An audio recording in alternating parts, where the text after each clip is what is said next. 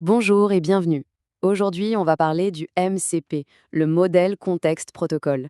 Alors ça sonne un peu technique, mais croyez-moi, c'est une petite révolution qui est en train de se passer. On va voir comment ce protocole transforme l'IA, qui passe d'un simple interlocuteur, un peu comme un chatbot, à un véritable acteur capable d'agir concrètement dans nos systèmes. On est tous habitués maintenant. Les IA peuvent parler, elles peuvent générer du texte, des images, du code. Mais la vraie question, la prochaine étape, c'est est-ce qu'elles peuvent exécuter des actions pour de vrai? C'est exactement ça l'enjeu, passer d'une IA qui converse à une IA qui agit, qui exécute. Et pour ça, il y a le MCP. Pour faire simple, l'analogie qui marche le mieux, c'est de penser à l'USB-C. C'est un standard, un langage commun. Grâce à lui, on peut brancher n'importe quel agent d'IA sur n'importe quel système sans avoir à tout recoder à chaque fois. En gros, ce protocole ne transporte pas seulement de l'information, il transporte un pouvoir d'agir. Ok, alors allons un peu plus loin. Il faut bien comprendre que ce n'est pas juste une petite mise à jour technique. Non, c'est une vraie rupture dans l'architecture même de l'IA. Et pour saisir à quel point c'est important, il faut faire une distinction essentielle. La différence entre une API et un protocole, c'est presque philosophique. Une API classique, c'est simple. On lui envoie une requête, elle donne une réponse et puis c'est tout. Elle n'a pas de mémoire. Un protocole comme le MCP, c'est différent. Il permet une coopération sur la durée au sein d'une session qui, elle, a une mémoire. On passe d'une interaction pilotée par un humain à une interaction pilotée par un agent autonome. Et c'est justement ça qui donne son autonomie à l'IA. Cette image, elle résume parfaitement ce changement d'échelle. L'IA n'est plus un simple consultant qu'on interroge. Non, elle devient un opérateur. Elle peut modifier une infrastructure, lancer des commandes, écrire dans des bases de données. Bref, elle devient un acteur direct au cœur du système. Bon, voyons maintenant comment ça se traduit dans la vraie vie. Parce qu'on ne parle pas de projet de labo là, hein. On parle de déploiement bien réel, en entreprise, avec des résultats concrets. Plusieurs très grosses boîtes ont déjà sauté le pas. On voit déjà émerger 5 grands domaines où le MCP a un impact énorme. On parle par exemple d'aide au développement, qui ne se contente pas de suggérer une ligne de code, mais qui comprend toute l'architecture du projet. Ou bien des agents capables d'automatiser des processus métiers entiers, pas juste une petite tâche. Ou encore la possibilité de gérer toute son infrastructure serveur juste en discutant avec. C'est un changement de paradigme complet. Mais ce qui parle le plus, ce sont les chiffres.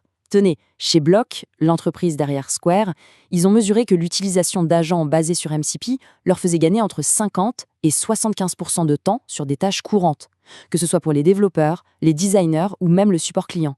C'est juste énorme. Et ce n'est pas un cas isolé. Un autre exemple assez bluffant vient de Bloomberg.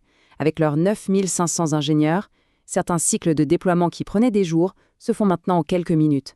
Le gain de productivité est radical. Et ça illustre parfaitement la transformation du DevOps. Imaginez, on peut demander à un agent de générer tout le code pour une nouvelle infrastructure, de gérer des services sur Amazon Web Services ou même d'analyser les dernières modifications sur un projet pour trouver l'origine d'un bug et proposer automatiquement un correctif. L'humain exprime l'intention et l'agent s'occupe de la complexité technique. Bon, jusqu'ici, tout semble formidable. Mais ce nouveau pouvoir amène aussi de nouveaux risques. Et ça, c'est un point qu'on a tendance à oublier.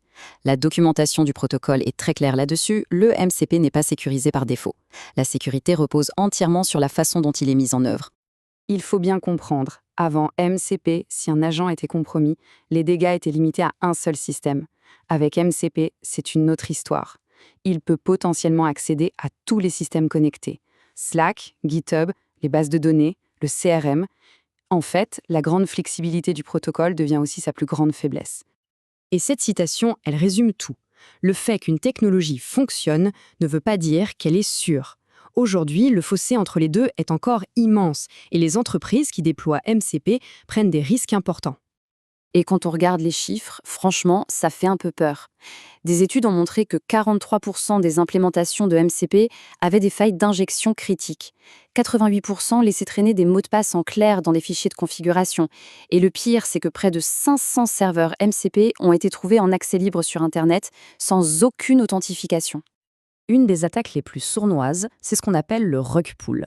Imaginez, un agent installe un outil qui a l'air tout à fait normal et utile. Mais un beau jour, le créateur de l'outil le met à jour en cachette et il y glisse du code malveillant. L'agent, qui a confiance, va exécuter ce code et se faire voler tous ses accès. C'est redoutable parce que le protocole MCP n'a aucun moyen de vérifier les mises à jour ou de notifier d'un changement. Et attention, ce ne sont pas des menaces théoriques. En 2025, 2 failles de sécurité critique, avec des scores de gravité de 9,4 et 9,6 sur 10, ont été découvertes dans des briques de base de cet écosystème. Des briques utilisées par des centaines de milliers de développeurs. Heureusement, face à ce tableau un peu sombre, l'industrie commence à réagir. Et la seule solution possible, c'est de travailler tous ensemble pour établir des normes de sécurité claires. Fin 2025, la gouvernance du MCP a été confiée à l'AAIF, un projet hébergé par la Fondation Linux. Cette alliance rassemble des géants comme Anthropic, Microsoft ou encore Google, qui travaillent main dans la main pour sécuriser le protocole. De ce travail commun ressortent des bonnes pratiques, qu'on peut résumer en 6 piliers. D'abord, on verrouille les accès avec des méthodes modernes et on ne donne que le minimum de permissions nécessaires. Ensuite, on isole les menaces potentielles dans des environnements clos, on vérifie toutes les données qui rentrent et on garde un humain dans la boucle pour les actions critiques. Et enfin, on sécurise toute la chaîne pour être sûr que les outils qu'on utilise sont bien les bons. Il y a même une approche plus avancée qui émerge. Au lieu que l'agent appelle directement les outils, il écrit le code pour les utiliser. C'est beaucoup plus efficace, on parle d'économie de jetons de près de 99%, et ça peut aussi être plus sûr, car les données sensibles restent dans l'environnement d'exécution, loin du modèle d'IA lui-même. Du coup, la question se pose à tout le monde. Avant de brancher un agent sur des systèmes critiques en production, quel garde-fou faudrait-il absolument mettre en place? Un audit de sécurité? Une validation humaine systématique? Un monitoring très strict? Et ça mène à la question de fond, celle de la confiance. Est-ce qu'on est prêt à accepter qu'un agent supprime des données de production ou qu'il modifie une configuration sensible sans aucune intervention humaine?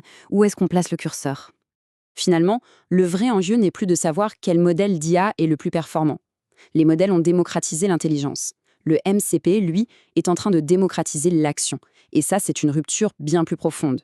La vraie question aujourd'hui, ce n'est donc plus de savoir quelle IA est la meilleure, mais bien de savoir qui contrôle les protocoles qui lui permettent d'agir sur le monde réel.